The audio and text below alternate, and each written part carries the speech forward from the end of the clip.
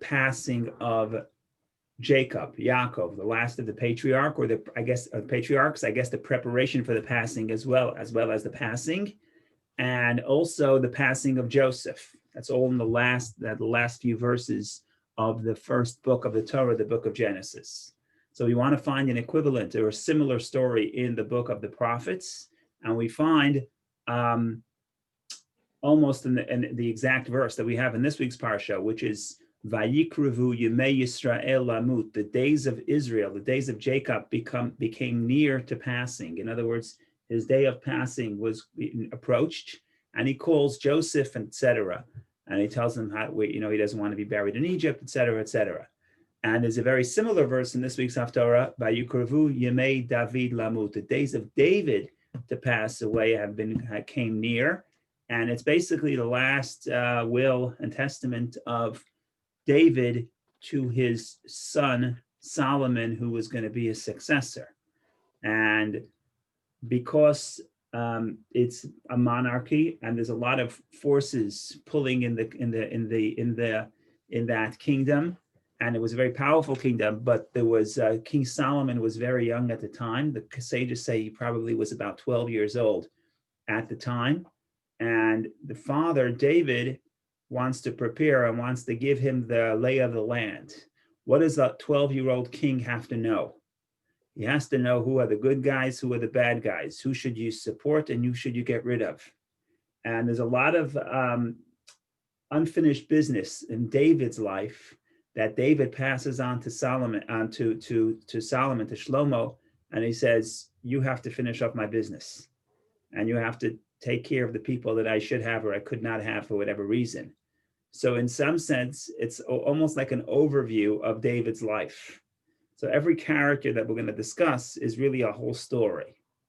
So that's the work we have to do this morning in the Haftorah. And the questions, of course, is basically, amongst other things, David gives his son a hit list of all the bad people, all the people he has to get rid of, he has to kill. And the question is, why should they be killed? Some of them are people that were very close to David.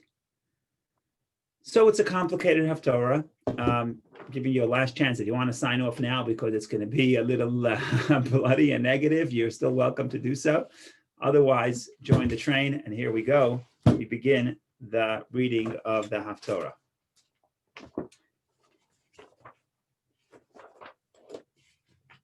So it's actually an interesting, it's the second chapter of the book of Kings.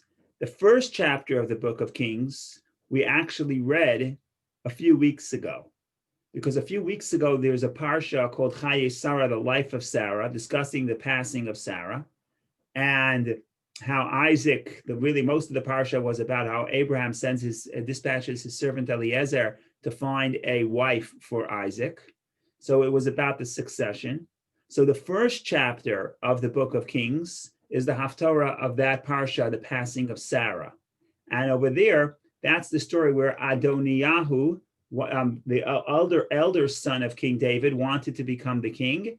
And he announced to people he's becoming a king. And Bathsheba interjects, goes to the King David, and gets him to reiterate his promise to her that Solomon will be the king. And she does so also in cooperation with Nathan the prophet, Natan Hanavi, who also comes to David at that same scene, and David promises that Solomon is going to become the king. And so that chapter 1 really is telling us about how Solomon was chosen. And now chapter 2 is how David wants to give Solomon the advice of how to solidify his leadership. And again, we only have a small window. Even the second half of this chapter is fascinating, what happens with Adoniyahu. There's a whole story with Adoniyahu, how he gets himself into trouble, and ultimately Solomon has him killed. There's a lot going on. I guess the lesson is, in the monarchy, you need force to be able to survive, I guess. In any case, we'll jump right in, and we'll see what the Haftorah is telling us. Again, all I commit to do is to read it and discuss it. I'm not sure I'm going to be able to give too much insight here, but it's certainly open to hear what everybody has to say, and we'll certainly study this together. So here we go. I think you see the screen. Is that right? You see the Haftorah? Yes, we see it. Oh, wonderful. Okay. So this is Kings book number 1, chapter 2. And this is the verse that we read that's very similar to the verse in the Torah, verse 1. And the days of David drew near that he should die. Literally, Vayikrevu Yemei David Lamut, the days of David to die drew near. So there's a Kabbalistic interpretation of what that verse, why it is written in this form. We will hopefully discuss it if we have time at the end, but that simply it means when David's day of death comes near. And he charged Solomon his son, saying, Vayitzav, he commands Solomon, saying, I go the way of all the earth. You shall be strong, therefore, and show yourself as a man. Literally, v'chazakta, you should be strong. V'hayita le'ish, you will be a man. Now, we know that according to Judaism, according to the Torah law, when does a person become a man? At 13. So that's one of the biblical sources to what the sages say, that at that point, Solomon was not yet a man. At that point, Solomon was only 12. So he tells them you should be strong, you should become a man. We'll discuss what that means spiritually as well. And verse 3 and 4 are beautiful verses. Rabbi, can I interrupt you for a second? Sure. Why does the Torah use the word anochi? That's a good question. Typically, the difference between ani and anochi, the difference is that usually, at least in other words, according to some commentators, ani is I, but I, the way I relate to other people or other things, to the world outside of me. So for example, if I am going to the store, if I am going to eat, I say, ani holech le'echol, I am going to eat. But I'm not talking about myself, my essence. I'm talking about how I relate to an experience outside myself. That's ani. When you say anochi, so simply adding the chaf makes it more, another simple interpretation is it's the same word, it's just more formal. Anochi is more formal, talking about the self in a formal way. But spiritually speaking, we're not talking about me, the way I relate to something else, the way I'm about to do something. Anochi means I, the way I am. In other words, my essence, not in relation to something else. So when he says I'm about to pass away, it doesn't mean, oh, I'm about to go do something. It's something that affects his essence and his core. And that could be why it's using anochi in this instance. I don't know for sure, but in general, that's the difference between ani and anochi. Anochi is more formal, that's the simple grammar, but the deeper interpretation is ani is how I relate to something outside of myself. Anochi is me for myself. Okay. Now, verse 3 and 4, beautiful verses. He basically tells them you have to follow God's commandment in order that God should continue and bless this lineage and this dynasty. And if you want the dynasty to remain in the house of David, you have to be loyal to God. That's verse 3 and 4. And verse 3 and 4 are very spiritual, very beautiful. If the Haftorah would end at verse 4, it would be easy. Okay. Unfortunately, it doesn't. Here we go.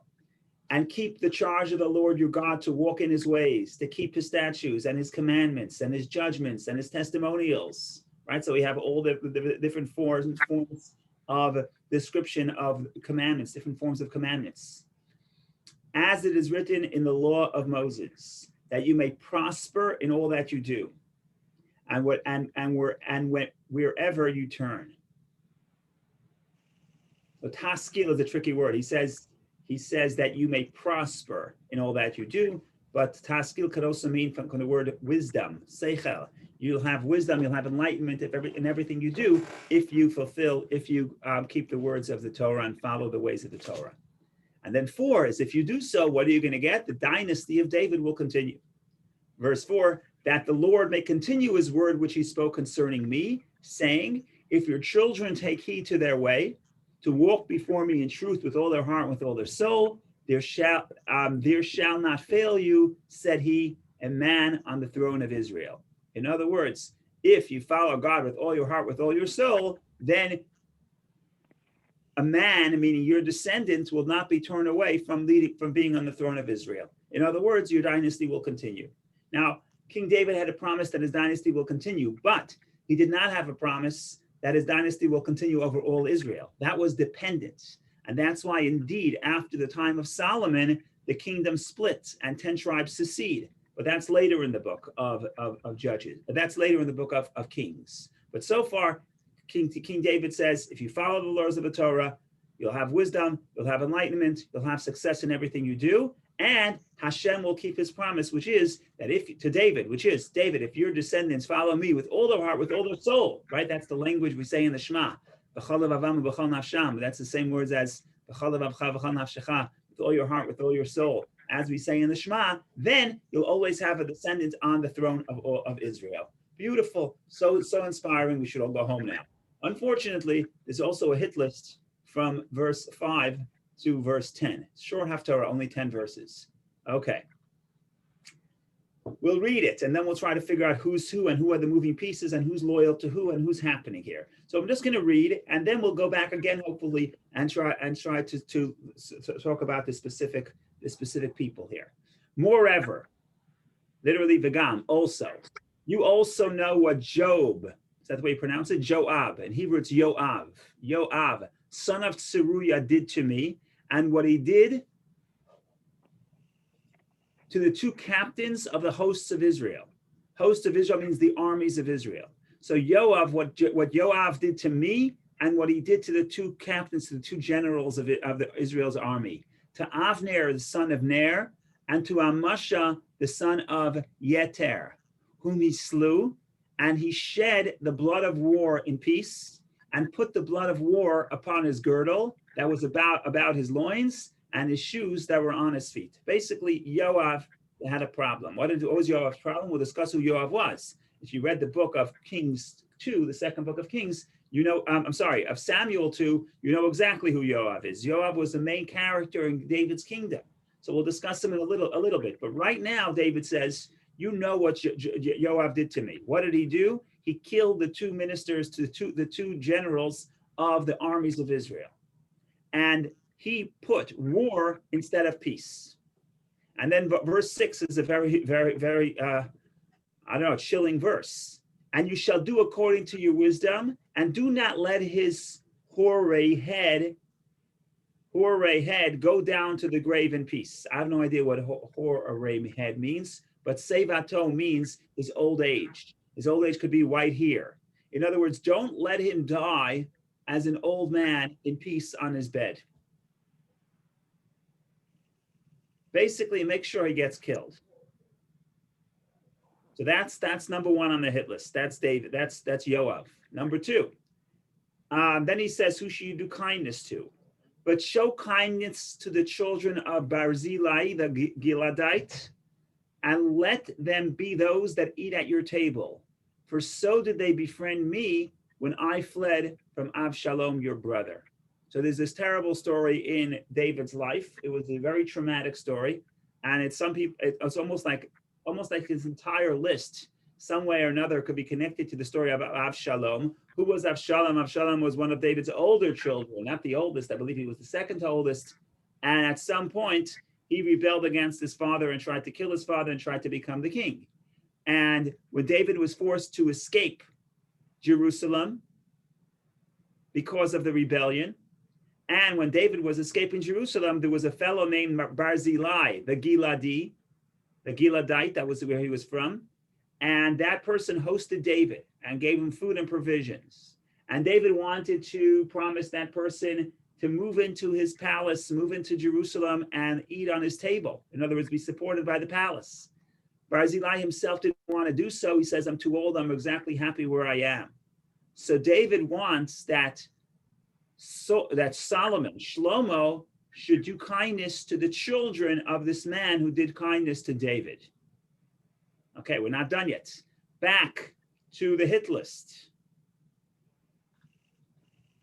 And behold, verse 8, and behold, there is with you Shimi, the son of Gera, the Benjaminite of Bahurim.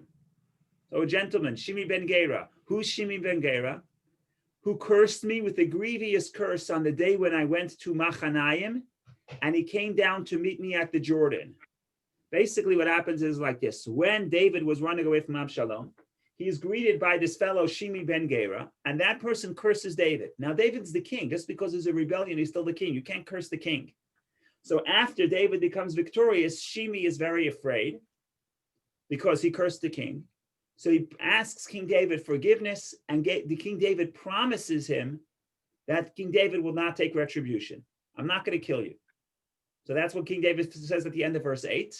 And I swore to him by the Lord, saying, I would not put you to death with the sword. Okay? But David's a good Jewish lawyer. I'm not going to kill you, but I never said that I'm going to tell my kid not to kill you. That's not in the contract. So that's verse 9. And now hold him not guiltless, for you are a wise man, and you will surely know what you ought to do to him. And you shall bring his hoary head down to the grave with blood. Okay, this is the thing. David slept with his fathers, Vayishkav, literally laid with his fathers. That's the biblical way of saying passing away, passing on for a righteous person. When someone lays with their fathers, means they're going back to, the soul goes back to with their fathers in heaven. And he was buried in the city of David. Rabbi, can I interrupt you again? I'm sorry. Yes. I'm sorry. How does David know that his son is an Ish Chacham? How does he know that he's a wise son? Either because he knows he saw the wisdom, or because, the story that came, there's a story later in the prophets that God comes to David, to Solomon in a dream and says, what do you want? And he says, I want wisdom. But that didn't happen yet. But I assume that a wise person asks for wisdom. So I guess David knew he was wise. I'm going to say a bad joke. I have an uncle who says a joke. It's a bad joke, but I'll say it anyway. It says God comes to the guy. It's a terrible joke. I shouldn't say it. Say it anyway. It's such a bad Haftorah that it's such a difficult Haftorah. You need a joke. The joke is like this. God comes to a man in a dream and he says, I want to bless you, but I'm giving you a choice. Do you want money or do you want wisdom? And the guy says, I want wisdom. And lo and behold, he wakes up in the morning and he's wise. And the first thing that comes to his mind when he was wise, he says, I should have taken money. But of course, this is not true. And David, if Solomon was the one who asked for wisdom, he probably was wise, and therefore he asked for wisdom. And David sensed that he's wise, so he says, "You know what to do. You know how to take care of this guy." So David passes away. He's buried in the city of David. I made a mistake. I thought it's 10 verses. It's 12 verses. And the days that David reigned over Israel were 40 years. 7 years he reigned in Hebron. And in Jerusalem, he reigned 33 years. If you know this story, the first 7 years, it's why did he reign in Hebron? Hebron was the capital of the region of Judah. And Judah, the tribe of Judah, Judea. And King David was of the tribe of Yehuda. And Saul, the previous king, was from the tribe of Benjamin. So in other words, David did not move to Jerusalem until he was accepted by all the Jewish people. For the first 7 years when he was the king, he was primarily the king of his own tribe. And that's why he lived in Hebron. Only later, after the kingdom was solidified, did he now move to Jerusalem and establish his capital in Jerusalem, which was more centrally located really at the border of Judah and Benjamin, which really Benjamin was the tribe of the previous king. So that represents the fact that now everybody accepted him. And then we get to verse 12, and Solomon sat upon the throne of David, his father, and his kingdom was established. Me'od, very much so. So firmly established. I'm not sure when this happened. Maybe his kingdom was firmly established when, after he gets rid of all these people, as we're going to read in the next chapter or two in the book of prophets. So what's happening here? What am I supposed to do with a Haftorah like this?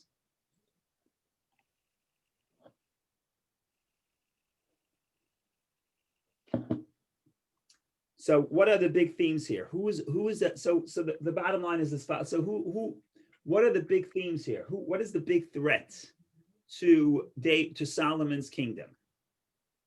So you could say there's a new king, there's a young king, and basically anybody who's too powerful in the kingdom, such as Yoav, the general, is a problem. We have to get rid of him. But let's go a little bit deeper.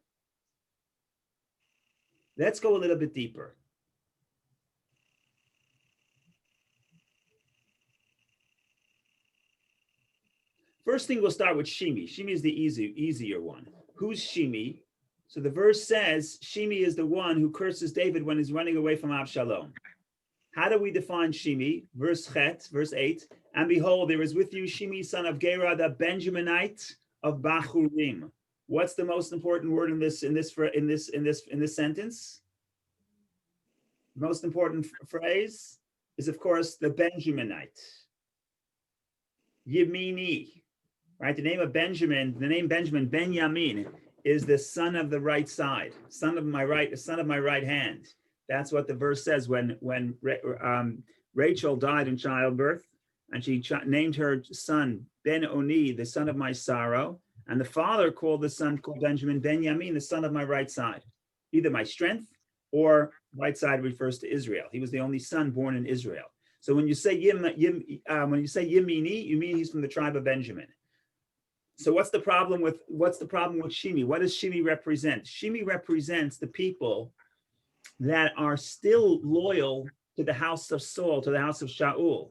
In other words, what happened in the history of the monarchy? The history of the monarchy, Saul was accepted, was chosen as the king, and he was the king over the entire people of Israel for about 2 years until we have the debacle where the prophet takes away the kingdom from Saul and gives it to David. But a long story short, there's a lot of people in the kingdom still very loyal to Benjamin, to the tribe of Benjamin. So when Shimi comes out and curses David, that's a symptom. What is it a symptom to? It's a symptom to the pockets of opposition within the kingdom who are upset and who are upset that the kingdom transferred to David. Now, David himself was very powerful and at this point, he was liked. But you have a new king, Solomon, a 12-year-old kid. All of a sudden, if people now have loyalties to the tribe of Benjamin, not to the dynasty of David, that's a threat. That's someone we have to get rid of.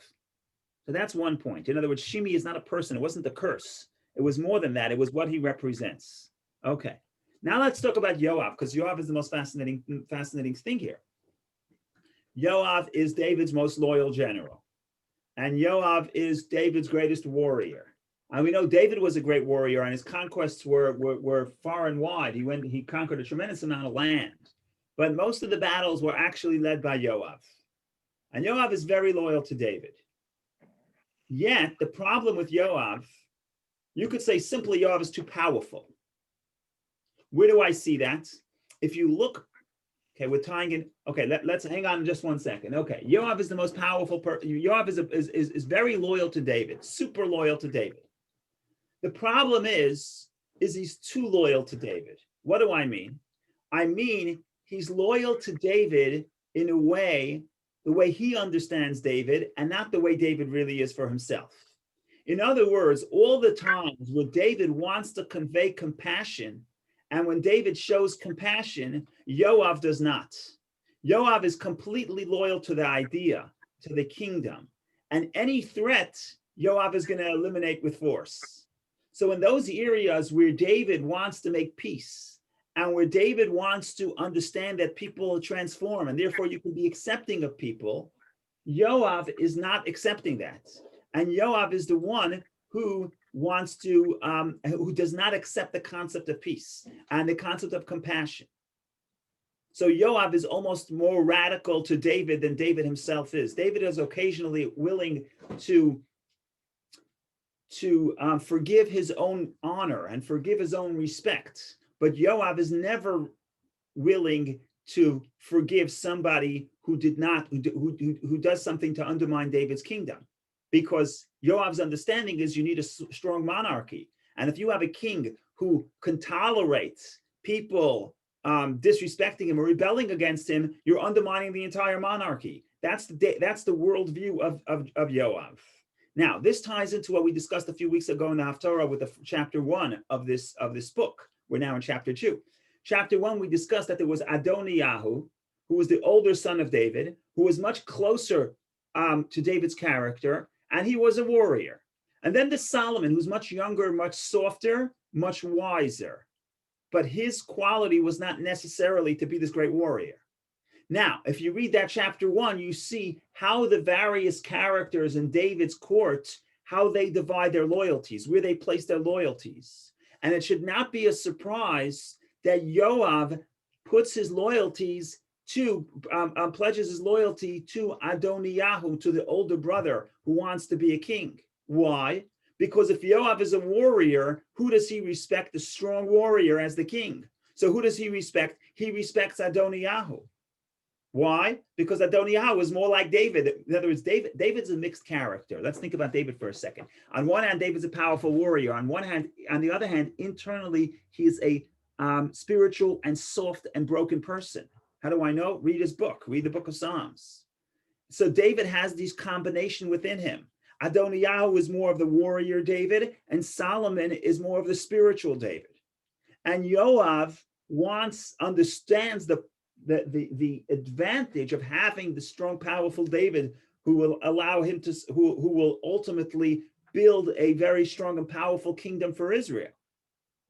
But he's not able to understand, to be sensitive and soft sometimes and forgiving. And that's why perhaps he turns to Yoav, he turns to Adoniyahu, because he wants that strong leader. The problem is that you don't always need a strong leader. In the beginning, to establish the monarchy, you need a strong leader. After that, in Solomon's times, Solomon was just as successful, but he wasn't successful through warfare. He was successful through diplomacy. He builds his powerful kingdom. He marries the daughter of Pharaoh. He does all kinds of things to spread his influence. And not necessarily is the solution that you needed in the beginning of your kingdom, which was force. That's not necessarily the skill necessary to continue the kingdom and to allow it to flourish. So Joab does not appreciate Solomon, because Solomon is too young, too soft, too wise. Who does he want? He wants a strong, powerful warrior like Adoniyahu. So if that's the case, Yoav is the biggest threat to Solomon. You have to get rid of him. That's one approach. Now I'm going to give you another approach, which is similar, related, but a different angle. Highlights a different angle. So let's go back to the verse.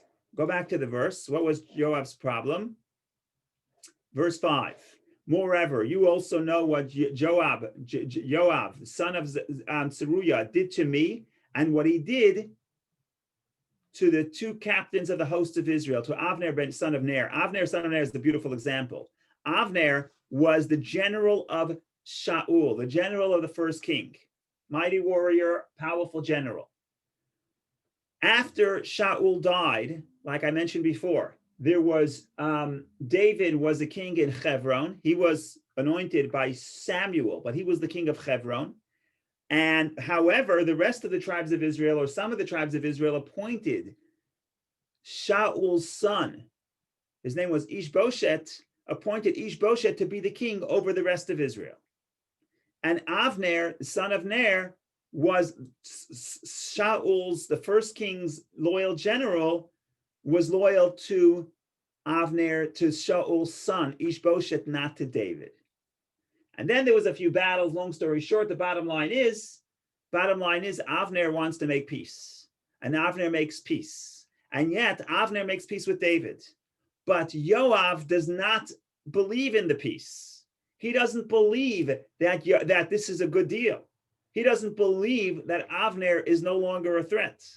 And therefore, he has Avner killed.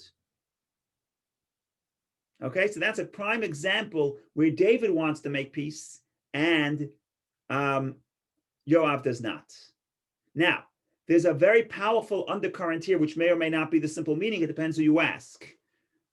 Let's read the English again. Moreover, you also know what Yoav, the son of Zeruiah, did to me, and is in the bracket. It doesn't say and. What he did to the two captains of the hosts of Israel. So what does it mean what Yoav ben Zeruiah did to me? What does it mean he did to me? What did he do to David? So the simple interpretation is what he did to David is he killed two generals. Why is that considered to David? Because it had negatively affected David. You understand that a lot of people were upset that Avner was killed and Amasa were killed. So obviously it affected David negatively. But then there's a theory that the later commentaries offer. I think the Malbim says it and others, and they say, no, we're missing the big point here. The big point here, it's not said here, but if you read the book of Samuel, you know exactly what's happening here. The real story here is what he did to me. What did Yoav do to David? What did he do to David? He killed Avshalom. He killed David's beloved son. Remember, Avshalom is the man who rebelled against David. And he tried to kill his father. And he tried to overtake the kingdom. And when David dispatched his troops to war against Avshalom's armies, David explicitly said to Yoav and to the other generals, he said, don't kill, don't touch Avshalom. And then you have this whole story where Avshalom was caught. He had beautiful long hair. He was running away. He was caught with his hair, got stuck on the tree, and he got tangled and he got stuck. And then somebody saw and called Yoav. And Yoav comes and Yoav says, go kill the guy. And the guy said he defied his commander. He said, I'm not killing Avshalom. I was there when the King David told you not to touch Avshalom. Even one hair, the expression he uses is that one hair of his head should not fall to the ground. And Yoav said, okay, this guy won't kill him. Yoav himself killed Avshalom. And when Avshalom heard that, when David heard, he was terribly broken. You have the description of how he cries, Avshalom, Avshalom. He cries his son's name 7 times. And it's such a powerful scene where he was so pained and so broken over the death of the son who tried to kill the father. So again, was Yoav right to try to kill Avshalom? Well, it depends what your perspective is, right? If your perspective is that you have to protect the kingdom, yes, Avshalom is a troublemaker. We got to get rid of him. The number one troublemaker, the number one threat to the dynasty of David, to the house of David, to the kingdom of David is Avshalom. But on the other hand, if you look at the father David, the greatest pain he experienced was the fact that his son was killed, even the son who rebelled against him. David believed in transformation. David believed that Avshalom could be brought around. And that is, according to some commentaries, that's the bigger story. Now, and David is not going to say to his son, kill Yoav because he killed my son, because for many reasons. Either because Avshalom, Solomon may not understand that. Solomon, he's basically telling him for the benefit of Solomon. In other words, what's more important to you is to understand that this man is too dangerous and too powerful. But also, Avshalom was from a different mother. I don't know how much Solomon would relate to that problem. But in any case, that's what some of the commentaries saying. What he did to me is what he did to Solomon, is what he did by killing Avshalom. So that's just a little bit of about some of the characters. One of the questions that arises, if David was so interested in these people being killed, why doesn't David kill them himself? Why does he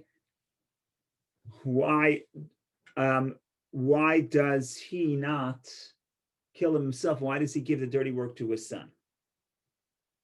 I don't know the answer. Some of the answers are the technicality. He can kill Shimi, he promised him. But I don't know if that's the whole story. So some theories are, if you look at what he said in the beginning of the Haftorah, he said, "V'chazakta v'ayita leish." You have to be strong and you have to become a man.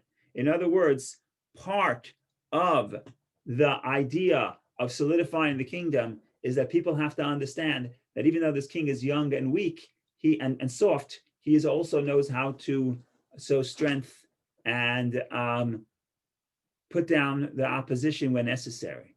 So I don't know if David doing everything in other words, if David would get rid of all of Solomon's enemies or Solomon's potential problems, I don't know that would solidify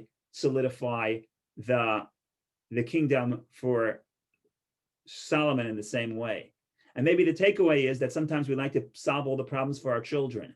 And sometimes if you solve all the problems for your children, you're not really solving the problems. You have to allow them to solve the problems. Maybe that's the interpretation. I just want to say 1 or 2 points about the spiritual, mystical meaning of the Haftorah, or spiritual, mystical messages, Kabbalistic messages.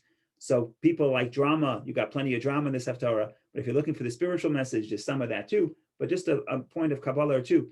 Vayikavu Yemei Yisrael Amut. We mentioned this. We said in the beginning, it says the days of David. The days of David became near to die, which is very strange because you don't die in days. You die in one day. And the days of David drew near that he should die. What's happening here? So the Kabbalah basically says, based on a verse, that God gives every person a certain allotted amount of days. And every day is an energy. And every day is an energy that you're supposed to achieve something in that day. And if you're righteous, what happens is you fill every day with meaning and with content. And the end of your life, all your days come with you.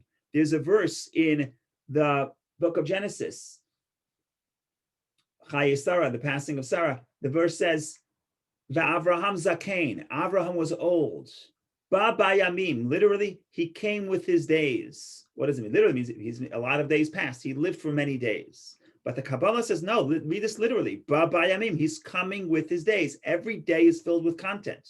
And then the time of death is the days of David are coming near to death.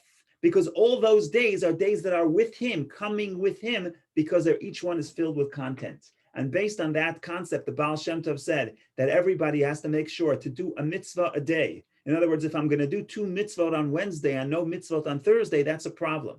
Every day you have to do a mitzvah because there's the energy of that day that has to be filled with content. That's one point. Another point is to think about the verse, the chazakta va'italish, be strong, therefore show yourself as a man.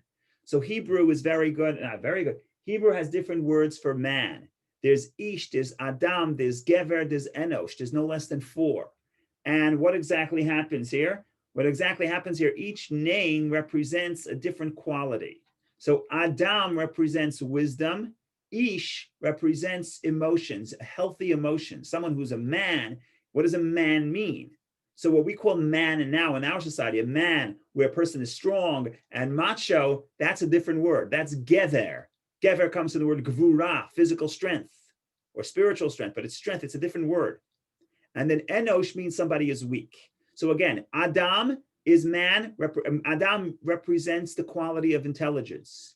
Ish represents the quality of emotions, healthy emotions. Gever is strength, and enosh is when a person is weak, he's called an enosh. The word enosh means weak or sick. So what we're going to say, you're now becoming, you're going to be strong and you're going to become a man. What is man? So we would think we think of adulthood as intellectual maturity. So why do we use the term ish? We should use the term adam. And this is what the Kabbalah says. The Kabbalah says that Judaism is less interested in you being an adam. Adam means you have intelligence, but that's not what it is to be a man in Judaism. To be a man in Judaism is how the intelligence, how your wisdom affects your character. And that's why we use the term ish, because ish represents emotional character. So understand, you have to be strong. What does strong mean? To become an adult, you become an adult by yourself. You get the wisdom, you get the intellectual maturity at a certain age, at 13. You don't have to do anything. But be strong means apply that intellectual maturity to your emotions, to your character. So this is the story in short, at least a little taste of what's going on in the Haftorah. If you really want the real drama, your homework is to go and read the second half of the chapter 1. It gets even more exciting, where Adoniyahu comes in and tries to get Solomon's mother to convince Solomon to allow Adoniyahu to marry Avishag, who was the woman or the girl who stood before David. Maybe they were married, maybe they were not. The mother says, what a wonderful idea. Solomon says, that's a terrible idea. It's a sign of a rebellion. And Solomon kills his brother Adoniyahu. And then you read how Yoav was killed. It's very exciting. Unfortunately, it's not in the Haftorah, so you have to do this on your own time. Book of Kings, book 1, chapter 2, etc. So thank you very much for joining. We should meet each other in good health and have a wonderful day. Thank you. Thank you, Rabbi. Beautiful. Thank you, Rabbi.